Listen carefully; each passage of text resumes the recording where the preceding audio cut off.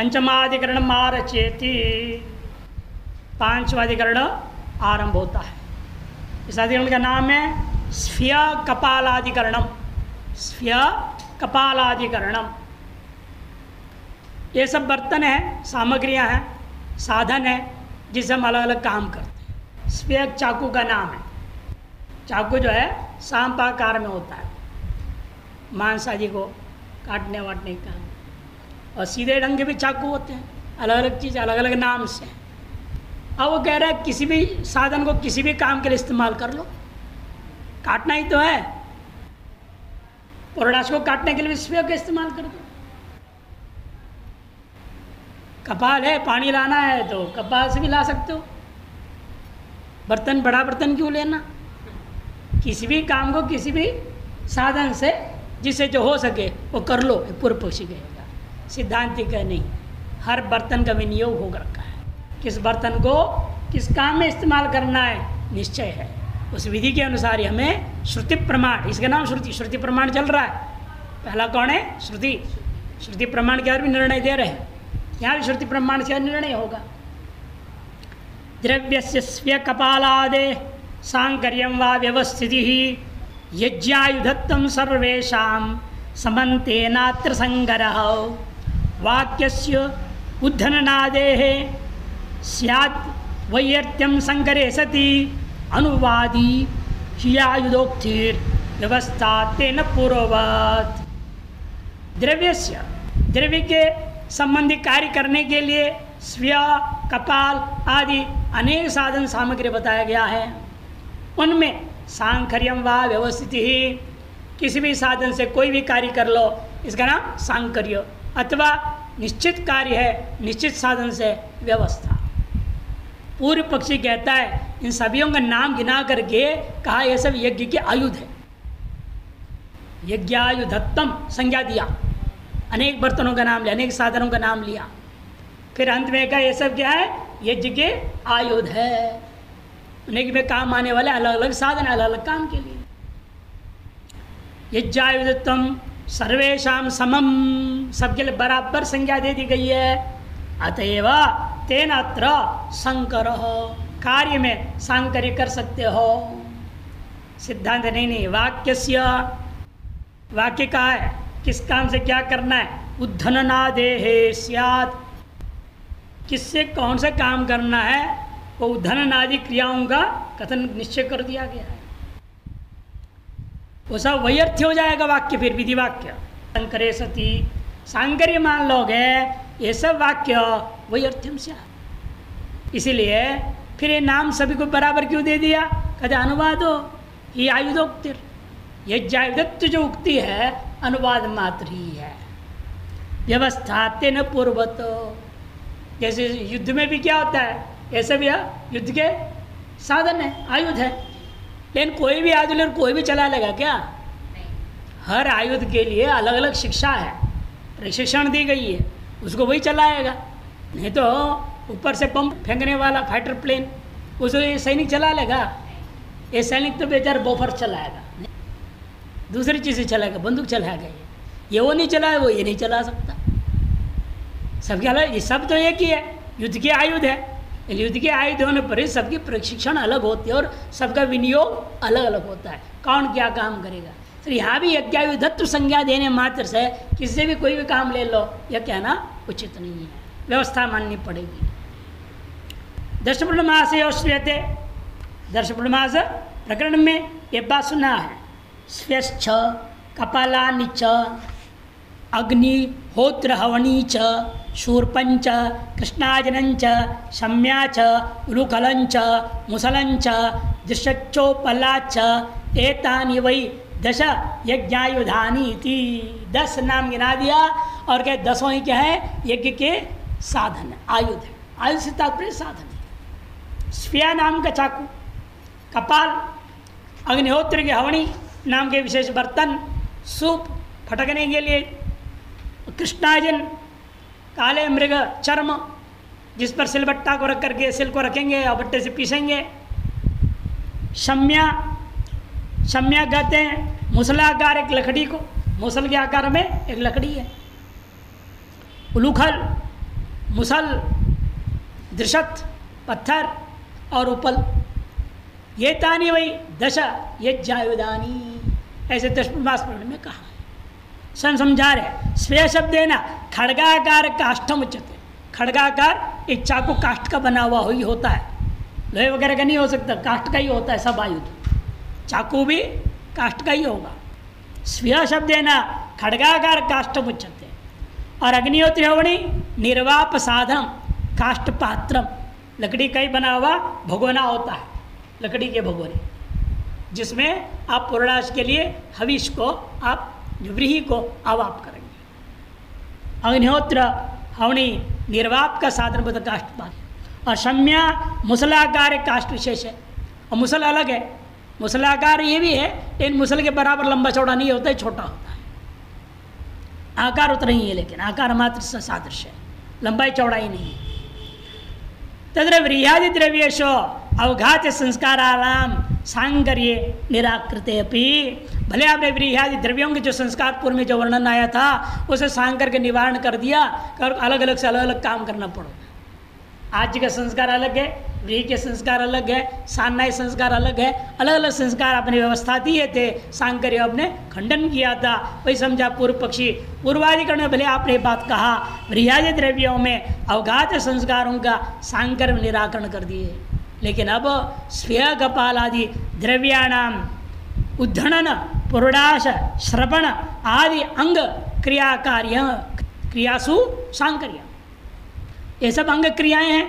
स्व्य से उद्धरण होता है, कपाल से पुरुडाश का श्रवण होता है, इत्यादि जो कार्य हैं अंग क्रियाएं हैं, उनमें सांकर्य कर सकते हो। निराकर तुम अशक्यम, उस सांकर्य को निराकरण नहीं कर सकते, किसी भी समय कोई भी काम कर लो, क्या दिक्कत है? ऐसे करे तो गड़बड़ हो गए ना। लकड़ी का बर्तन में तुम पुरुडाश को पकाने के लिए रखोगे, लकड़ी जल जाएगा। कपाल तो मिट्टी का होता है ना, और अग्निहोत्र ने क्या बताया, लकड़ी का बर्तन है, कटोरा जैसा होता है, कपाल जैसे वो भी है, कपाल छोटा है, ये बड़ा है।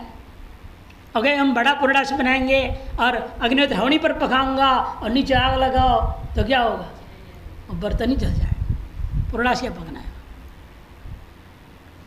इसलिए योग्यता भी देखना चाहिए ना, यानी कि कोई भी काम किससे भी कर दो। सांकर्य बोल रहा है पूर्व पक्ष, किसी भी अंग क्रिया को किसी भी आप बर्तन आदियों से जो बताया गया 10 पात्र में से कर लेना, ये पूर्व पक्षी का कहना है। क्योंकि ये न कहना अपि द्रव्येण यस्यां कस्यांचित् क्रियायां कृतायाम अपि श्रूयमाणस्य यज्ञायुधत्वस्य अविरोधात्, जिस किसी भी द्रव्य के द्वारा जिस किसी भी क्रिया को जिस किसी भी बर्तन से संपादन कर लो, फर्क क्या पड़ता है, यज्ञायुधत्व नाम का जो संज्ञा इन बर्तनों में वो बराबर रहेगा ही। श्रूयमाणस्य यज्ञायुधत्वस्य अविरोधात् नहीं अव्यवस्था मात्रेण यज्ञ साधनत्वम अपैति, अव्यवस्था पर करने मात्र से यज्ञ के साधनत्व उसका हटेगा नहीं, यज्ञ साधनत्व रहेगा। भाई यज्ञ में ही तो प्रयोग किया हूँ, उसके लिए नहीं तो दूसरे के लिए, दूसरे तीसरे के लिए किया, कहीं ना कहीं तो किया हमने, अतएव यज्ञ साधनत्व तो भंग नहीं होगा। इति प्राप्त है ब्रह्मा स्वेन उद्धंती कहा। जो यज्ञ मंडप में हवन कुंड होता है उसको 3 रेखा खींचा जाता है, स्वे से करना पड़ता है, और श्रौत त्याग में स्वे से करते हैं। और आज के लिए लोग क्या करते हैं, दर्भ से यूँ कर देते हैं, दर्भ से। स्मार्त कर्म है, चलो करने दो, ये श्रौत कर्म दर्भ से नहीं कर सकते। स्वेन उद्धंती कहा है, विधि है। स्वे जो लकड़ी का विशेष आकार की चाकू बना हुआ है वो सर्पाकार नोकीला होता है, और यूं करके सर्पाकार होता है, हैंडल होता है पकड़ने का, हत्था, हत्था से पकड़ो और उसको यूं यूं करो 3 बार यज्ञ मंडल यज्ञ कुंड में, उसको उद्धरण प्रक्रिया। वो स्वे से ही करना है आपने, मुसल से थोड़ी करोगे। मूसलाकार वाले का दूसरे भी आपने बता दिया शम्या, उससे थोड़ी करूँगा। पूर्व पीछे तो करने के क्या दिक्कत, कर दो। जैसे आज के श्रोत स्पेयर से नहीं कर रहे हैं, स्मार्ट कर्मों में दर्भ से कर दे रहे हैं, दूसरे से कर ही रहे हैं ना। वैसे वहाँ भी पूर्व पक्षी कहता है करने में आपत्ति क्या आपको, लेकिन विधि का है ना, सिद्धांत की विधि क्या होगा? स्वेन उद्धंती, स्वीय से उद्धरण करोगे तो ही अंगापुर पैदा होगा, दूसरे से करोगे तो अंगापुर पैदा नहीं होगा, अपूर्व ही नष्ट हो जाएगा। कपालेषु श्रपयति, कपाल में श्रवण करना है, अग्निहोत्र हवनी आदि बर्तनों में नहीं। अग्निहोत्र हवन्याम हविष निर्वपति, हविष का निर्वाह जो अग्निहोत्र हवनी में करनी है आपने। शूरपेड़ विविनक्ति, सूप से क्या काम करने के लिए कहा? भूसा को, चावल को अलग करने कहा। कृष्णाजनम मदस्तात् उलूखलस्य अवस्त्रणाति, कृष्णाजन को बिछाओ, उसके ऊपर उलूखल रख दो, फिर मूसल से कूटो, वो काम हो गया। फिर उसी कृष्णाजन पर क्या करना है? पत्थर का सिल को, और उस पर बट्टा होता ना, दिया था ना इसे आपका दृशत उपल, दृशत मैंने वो पत्थर, उपल मैंने जो पकड़ लीजिए लोढ़ा, उसे उसको पीसना है। ये भी कृष्णाजन पर ही होगा। पहले कृष्णाजन पर उखल मुसल इस्तेमाल होगा, और उसे अपने धान से चावल निकाल लिया और चावल को पीसना है उसी कृष्णाजन पर, फिर दृशत को रखे उपल के द्वारा करना है। ये जो विधियाँ निश्चय कर दिया है किसको कहाँ इस्तेमाल करना है, मनमाने कैसे इस्तेमाल कर दूंगा मैं। शम्यया दृशदम उपदधाति उलूखलम मुसलाभ्याम अवहंती दृशद उपलाभ्याम फिनष्टि, स्पष्ट कर दिया। शम्या के द्वारा दृशदम उपदधाति, दृशद का उपधान करनी है शम्या से, और उलूखल के द्वारा आवाहन करना है, और दृशद उपल के द्वारा पीसना है। निश्चय कर दिया ना काम। किसी से भी कैसे कोई भी काम करो, ये कैसे हो सकता है? एतेषां विशेष संयोग बोधकानां वाक्यानां वैयर्थ्यम सांकर्य पक्ष प्रसज्यत, विशेष संबंध का बोध करा रहे हैं, कौन सी क्रिया को किस साधन से करना है, ये सब वाक्य व्यर्थ हो जाएंगे सांकर्य पक्ष को स्वीकार किया जाए तो। व्यवस्था पक्ष भी संबंध सामान्य बोधकम यज्ञ आयुध वाक्यम अनर्थकम, पूर्व पक्षी कहता है यदि व्यवस्था पक्ष में समस्या ये दूसरी आएगी, संबंध सामान्य का बोधक जो यज्ञायुधत्व वाक्य है वो भंग हो जाएगा, वो अनर्थक हो जाएगा। जिन्न उद्धरणनादि वाक्य सिद्धार्थ अनुवादत्व, वो क्या कर रहा है? ये विशेष विधि वाक्यों का अनुवाद करके वो वाक्य आया हुआ है। यज्ञायुधत्व कहने वाला वाक्य क्या है? अनुवाद है। किसके अनुवाद कर रहा है? इन विधि वाक्यों में कहे बर्तनों का नाम ले रहा है वो, और इन सब बर्तनों को एक नाम दे दिया। कौन सी क्रियांग क्रिया को किस साधन से करनी है, इन 10 बर्तनों के लेकर के ये विधि वाक्य आया है। 6 वाक्यों में वर्णन किया है, और उन वाक्यों को अनुवाद करके अंत वो वाक्य आता है। इन 10 बर्तनों का नाम यज्ञायुधत्व रख दिया। उसका अनुवाद ये तो विधान है ही नहीं, व्यर्थ कहाँ हुआ? इसीलिए विधि हो तो अपूर्व भंग हो जाए, पालन न होने पर व्यर्थता दोष दे सकते हो, और विधि है ही नहीं, वो तो अनुवाद मात्र करके संज्ञा प्रदान कर रहा है। इसलिए उदाहरण आदि वाक्य सिद्धार्थ को, सिद्ध पदार्थों को अनुवाद मात्र कर रहा है वो वाक्य। न च वैपरीत्य न, उल्टा करो, पूर्व पक्षी कहता है उस वाक्य को विधि मानो, और ये जो 6 वाक्य है उदाहरण आदि विधान करने वाला, इनको अनुवाद मानो। वैपरीत्य न उद्धरणादि वाक्यानाम एवं अनुवादत्वमस्तु इति न वाच्यम, ऐसे मत कहो। बहुवैहत्यस्य जिगन्यत्वात्, 6 वाक्य को आप जो अनुवाद करो, एक वाक्य को अनुवाद करो, कौन सा उचित है सोचो। अनेक वाक्यों को अनुवाद पर घटाने के लिए एक वाक्य को विधि मानना, जो विधि है ही भी नहीं वास्तव में वहाँ। या तो उद्धरणंती बोल रहे हैं ना, क्रियापद है यहाँ, वहाँ क्रियापद का है, सब लेकिन नाम लग दे, इन 10 का नाम यज्ञायुध है, इतना ही, वहाँ क्रियावाचक है ही नहीं, उसकी विधि कैसे मानूंगा और इनको अनुवाद कैसे कहूँगा? यहाँ तो विधि परक वाक्य है, क्रियावाचक शब्द है यहाँ, अतएव यहाँ विधि होने से इनको हम अनुवाद नहीं कर सकते, बहुतों को अनुवाद कर देना मान अनर्थ हो जाएगा।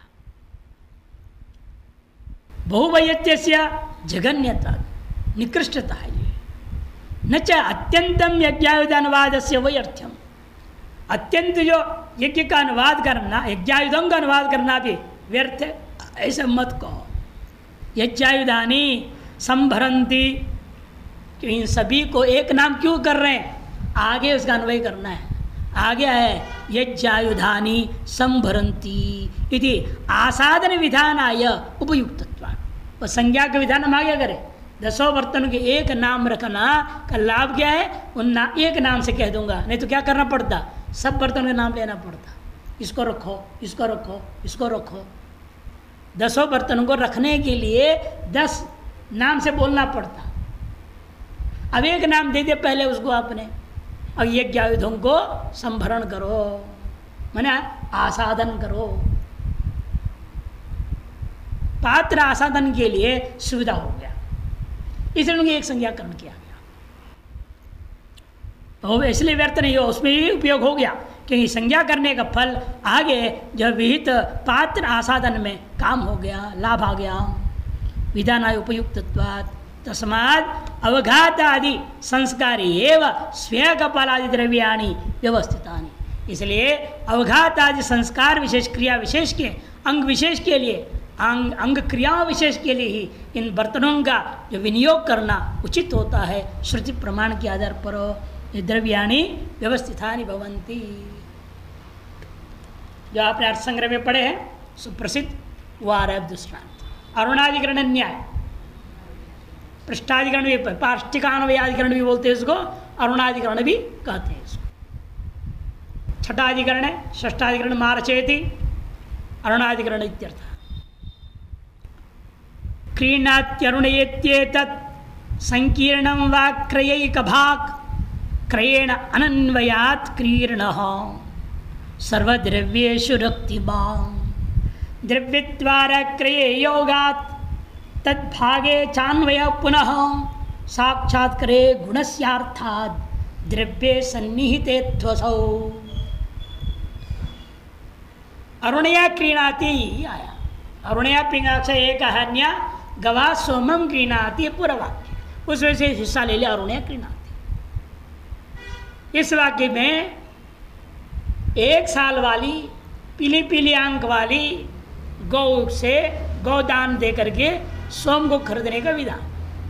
साथ अरुणया वाक्य उसी वाक्य में है, अलग वाक्य नहीं। अरुणया क्रीणाति स्वतंत्र नहीं है, इसका विशेषण है। अब प्रश्न उठता है लेकिन अरुणा रंग है, अमूर्त है, उसे ऐसा क्रिया नहीं हो सकती, फिर क्या करें? तो कहता है पूर्व पक्षी संकीर्ण, सर्वत्रान्वय कर डालो, उसको अलग बना लो वाक्य।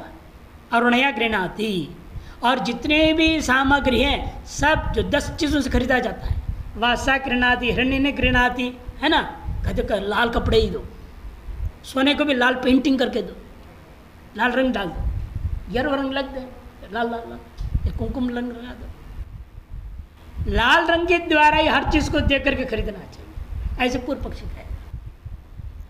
सिद्धांत के तो नहीं, पृष्ठान्वय कर दो। जिस द्रव्य के साथ जिस वाक्य में पठित है उस वाक्य में द्रव्य है या नहीं, गवा, गौ के साथ विशेषण कर दो,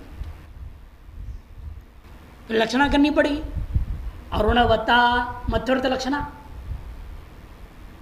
कहते जरूरत नहीं है, गुण बिना गुणी का हो ही नहीं सकता, इसलिए भी लक्षणा की जरूरत नहीं कि गुण बिना गुणी का नहीं हो सकता। द्रव्य के बिना गुणों का कहीं अन्वय नहीं कर पाओगे क्रिया के साथ, और द्रव्य उस वाक्य में प्राप्त है, अन्य द्रव्यों को क्यों मैं जोड़ूंगा सर्वत्र, पूरे प्रकरण सकल द्रव्य में क्यों जोड़ूंगा? प्रकरण प्रमाण की अपेक्षा से श्रुति प्रमाण प्रबल भी है।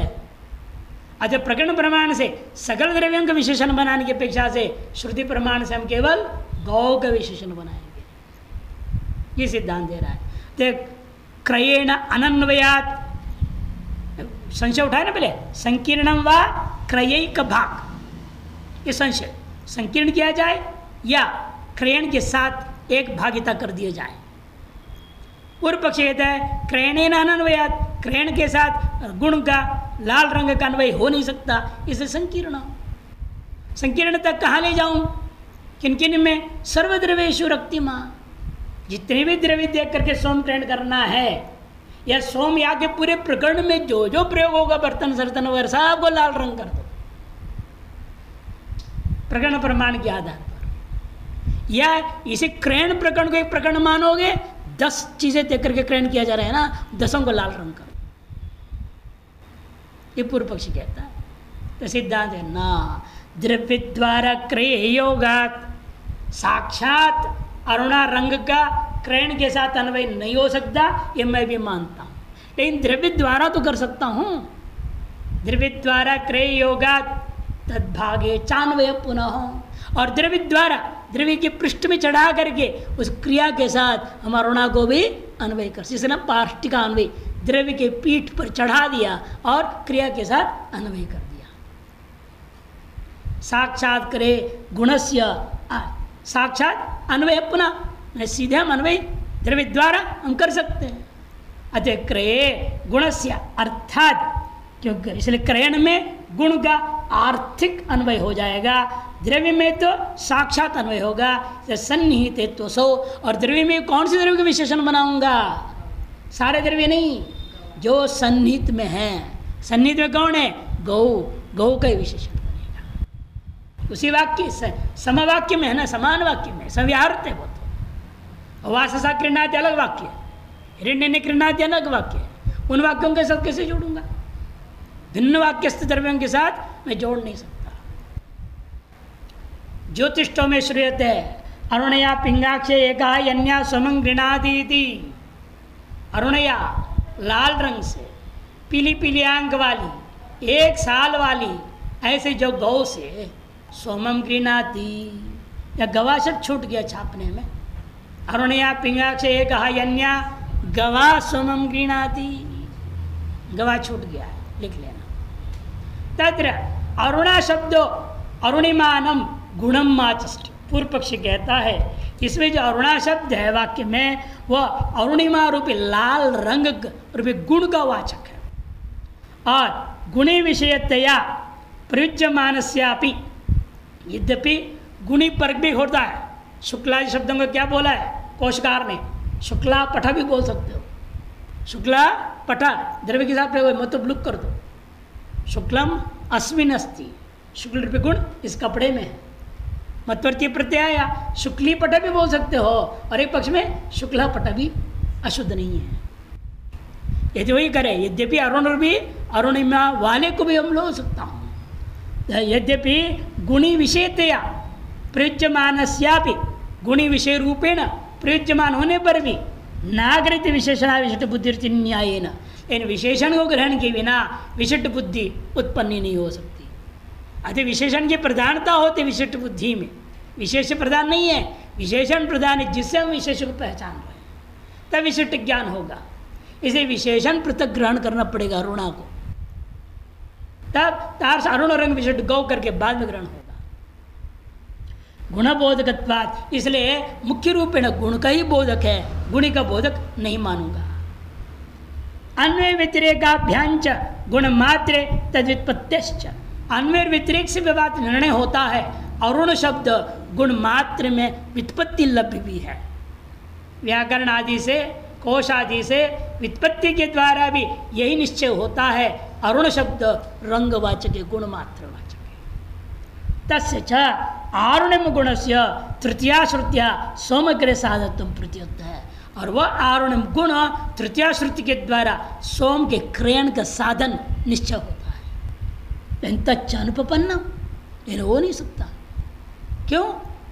अमूर्त से गुणस्य वासो हिरण्यादिवत क्रय साधत्व असंभवात्। अमूर्त गुण इसीलिए वास के समान, वास माने कपड़ा, हिरण्य के समान क्रयण का साधन द्रव्य जैसा अन्य है वाक्यों में, वैसे ये नहीं हो सकता, असंभवात्। तथा तृतीया श्रुति विनियोजकत्व भावेन, से तृतीया श्रुति में विनियोजकत्व दम नहीं रह गया, विनियोग नहीं कर पा रहा है, तो हम श्रुति प्रमाण छोड़ देंगे।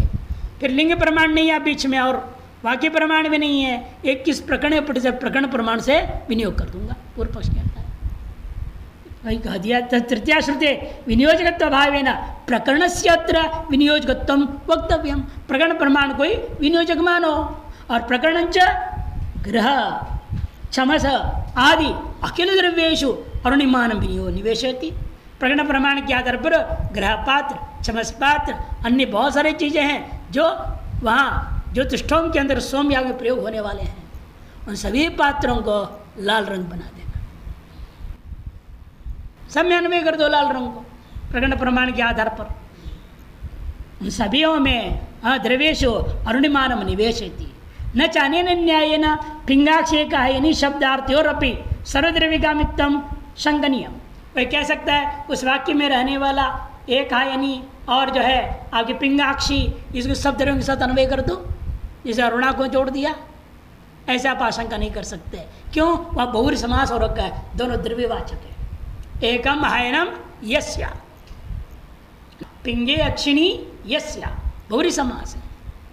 जैसे द्रव्यवाचक हो गया, वो गुणवाचक नहीं है, इसलिए उसमें आप इसके बराबर आशंका नहीं कर सकते।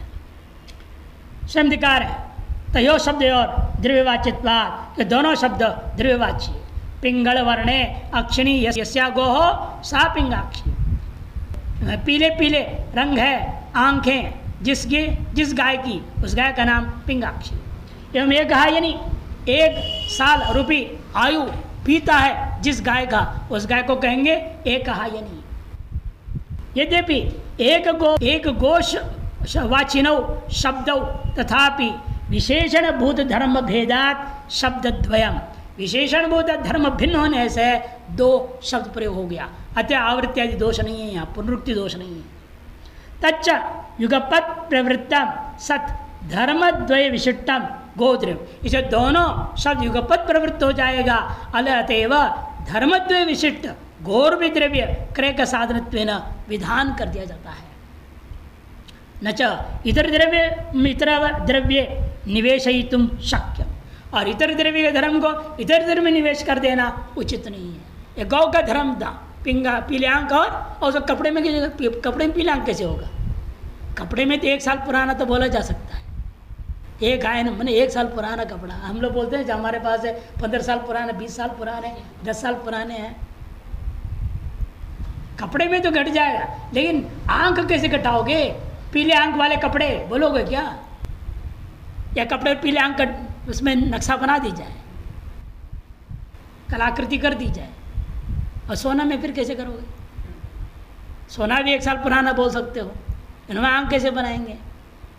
आप डिजाइन बना सकते हैं आंख। इतनी गौरव कल्पना क्यों करना सबके साथ जोड़ करके? पूर्व पक्ष इसलिए कहता है कि केवल गौ का विशेषण रहेगा, अन्य द्रव्यों का विशेषण नहीं होगा। सब पूर्व पक्षी समझा रहे हैं। इसलिए नच इतर द्रव्यम इतर द्रव्ये निवेशयितुं शक्यम्। अरुणिम गुणस्थो द्रव्येषु विशेषणत्वेन अन्वेतुम योग्यत्वात्, और अरुणिमा एक गुण विशेष है, और सकल द्रव्यों में विशेषण रूप अन्वय हो सकता है। अतः तेषो निवेशते है। इसी प्रकार तत्र ऐसा अक्षर योजना तत्र, तब तो इस प्रकार से उन पदों का अन्वय किया जाएगा। क्या? अरुणया इत्येतत् पृथक वाक्यम बना लो।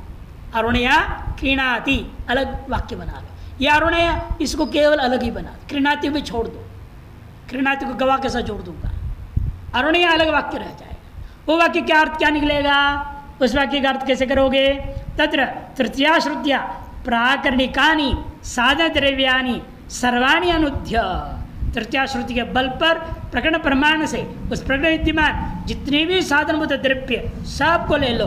सर्वाणि अनुद्य प्रातिपदिकेन गुणो विधीयते, इस प्रातिपदिक के द्वारा गुण का विधान किया जाएगा। सब द्रव्य को ले लूंगे तो फिर सोम द्रव्य भी आ जाएगा। सोम द्रव्य को लाल किया, कुमकुम डाल देंगे लाल हो जाएगा। लाल रंगी तो करना है सबको, सबको कर दो बोलता है पूर्व पक्षी। यानी ज्योतिष्ठों में साधन द्रव्यानि तानि सर्वाणि अरुणानि कर्तव्यानि इति, जितने भी ज्योतिष्ठों में साधनभूत द्रव्य उन सब के सब द्रव्यों को लाल रंग कर देना चाहिए। इति तस्मात् गुण संकीर्णम इति प्राप्ति ब्रह्म, गुण का स्वतंत्रता पूर्वक संकीर्णता पूर्वक अन्वय करना चाहिए। इस प्रकार से पूर्व पक्ष प्राप्त हुआ तो सिद्धांति कहता नहीं, यद्यप्यमूर्तो गुण, उतनी बात हम भी मान रहे हैं, जो भी गुण है क्रिया है दोनों क्या होते हैं? अमूर्त होते हैं। बिना द्रव्याधिष्ठित हुए गुण क्रिया प्रयोग नहीं हो सकता। यद्यपि अमूर्तो गुण तथापि हायनवद अक्षिवच्च गोद्रव्यम व्यवच्छिन्नति। जैसे हायन भी क्या है? काल है। काल के अमूर्त द्रव्य क्या? वो भी अमूर्त है। वो गौ का विशेषण बना कि नहीं बना? पीला रंग आंक, आंक कैसे? पीले, पीले आंक वाली गाय, पीलापन भी आंक में, आंक द्वारा गौ में गया कि नहीं गया? इसे लाल रंग भी चले ले जाओ, क्या दिक्कत है आपको? इसे कह रहे जैसे हायनवद अक्षिवच्च, अक्षि इसलिए कह रहे वहीं पीला रंग है, अक्षिवच्च गोद्रव्य विच्छिन्नति, गो भी द्रव्य का ही वो विशेषण बन गए हैं। तच्च द्रव्यम साधनम तद्वारा गुणस्य क्रयण अन्वयो भवति, और वो क्या? गौ द्रव्य साधन है क्रयण का। अतः गौ रूपी साधन के द्वारा, क्रयण साधन के द्वारा गुण को भी हम क्रयण अन्वयो भवति, क्रयण के साथ अन्वय कर सकता हूँ। एवं सती वाक्य भेदो न भविष्यति, उसे वाक्य भेद दोष भी नहीं रहेगा। ननु पूर्व पक्ष कहता है वाक्य भेद अभावेपि लक्षणा दुर्वारा। अब मत्वर्थ लक्षण पड़े, अरुणवता गवा, अरुणया में जो तृतीया है उसे पहले मतुब जोड़ना पड़ेगा। अरुणवता, सोमे नहीं जते में सोमवता या आगे है ना, वैसे यहाँ पर भी करो, मत्वर्थ लक्षणा करनी पड़ेगी। वाक्य भेद दोष भले ही नहीं है, लक्षणा दुर्वारा। गुणवाचिन शब्द से गुण द्रव्य परत्व अंगीकारात्, क्योंकि गुणवाची शब्दों को गुणी द्रव्य पर ले जाने के लिए मत्वर्थ करनी पड़ती है। सिद्धांत के धर्म एवं नहीं, ये दोष नहीं आएगा। गुण सेव तृतीया श्रुतिया सानत्व मुच्यते, गुण को ही तृतीया श्रुति से साधन कहा है, द्रव्य को नहीं। तच्च द्रव्य द्वारा मंत्रेण न संभवती, और द्रव्य के बिना साधनत्व जो कहा गया अरुण में वो घट नहीं सकता, न संभवती। अतएव क्या करना पड़ेगा? यदि अर्थापत्या, अर्थापत्ति प्रमाण लाऊंगा, अर्थापत्या द्रव्य अवच्छेदकत्वम कल्प्यते, द्रव्य का अवच्छेदक है वरुणारंग, कल्पना करो। उसने भी यही कल्पना किया, द्रव्य का अवच्छेदक बोला। कौन से द्रव्य का लिया उसने? प्रकरण प्रमाण से ज्योतिष्टम के सकल द्रव्यों को ले लिया। हम कहते हैं वाक्यस्थ गौरव द्रव्य को ले लो, इतना अंतर कर देंगे सिद्धांत। कल्प्यते तरी ग्रह चमसाई द्रव्याणाम अपनी अवच्छिदता, पूर्व पक्ष प्रकरण प्रमाण के आधार पर ग्रह पात्र चमस पात्र उन सबको भी अरुणा रंग से अवच्छिन्न कर दो। यदि चिन्ह सीधा नहीं, तस्य द्रव्यस्य क्रय साधनत्व भावेन, वह सब वो जो द्रव्य है ग्रह पात्र चमस पात्र वह क्रयण का साधन ही नहीं है। यह अरुणय को उस वाक्य में क्रीणाति के साथ जुड़ेगा। आप अरुणय का अलग वाक्य बना लिए, अलग वाक्य बना अन्य वाक्यों के साथ जोड़ रहे हो, वाक्य में दोष आ रहा था, उस दोष से बचने के लिए हम ये बात कर रहे हैं।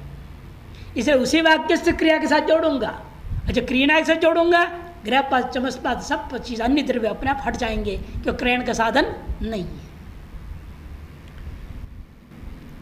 तद अवच्छेदक गुणस्य श्रेयमाणक क्रय साधनत्व सिद्ध है, क्योंकि जो है तस्य द्रव्य से क्रय साधन अभावेन तत् अवच्छेद गुणस्य, उसको अवच्छेद कर भी दूं वह गुण श्रेयमाण क्रय का साधनत्व नहीं रह जाएगा।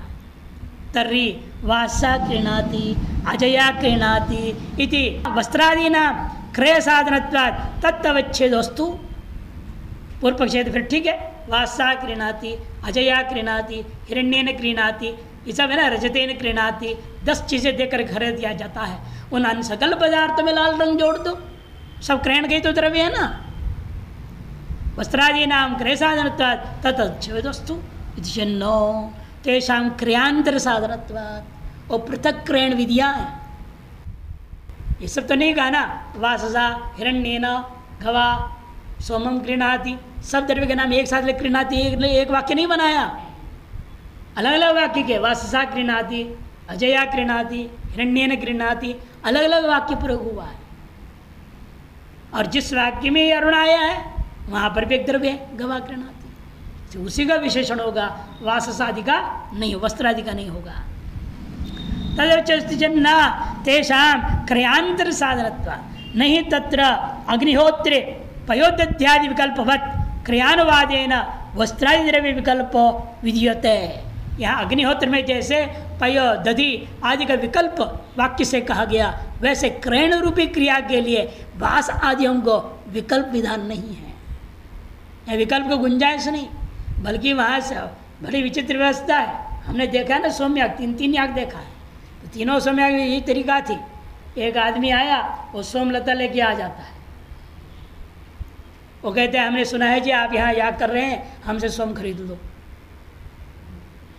अब इधर यजमान को पढ़ा दिया, तुम सोम खरीदोगे ना, थोड़ा कपड़ा देना, पहले एक कपड़ा दो 2.5 मीटर वाली बढ़िया धोती होती तो उसे खरीदो। उसको बोल दिया पूरा नहीं दे देना, एक ही बार में थोड़ा सा देना। वो कहेगा भाई इतने से कैसे काम, हमारे यज्ञ तो पूरा नहीं होगा, यजमान कहेगा।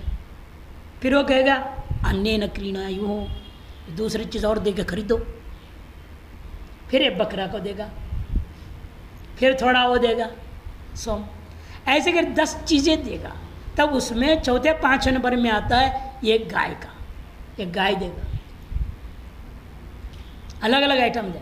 तो ऐसे थोड़ा और देगा तो ये सामान दूसरा देगा, फिर वो कहते हो ना और इस तरह से हम नहीं देंगे, दूसरा कोई चीज़ दो मुझे तब मैं सोमलता दूंगा।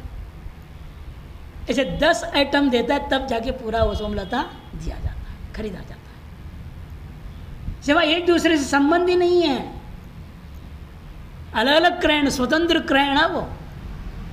हर एक वाक्य स्वतंत्र क्रयण का विधान कर रहा है, एक दूसरे के द्रव्य का विकल्प का प्रसंग ही नहीं है वहां पर। क्रयानुवादेन वस्त्रादि द्रव्य विकल्प नहीं विधीयते। अनुवाद्यस्य क्रय मात्रस्य अग्निहोत्रवत् अन्यत्र अविधानात्। अनुवाद्य जैसा वहाँ है वैसे यहाँ क्रय मात्र का अग्निहोत्र के समान अनुवाद्य अन्यत्र नहीं है, विधि नहीं है।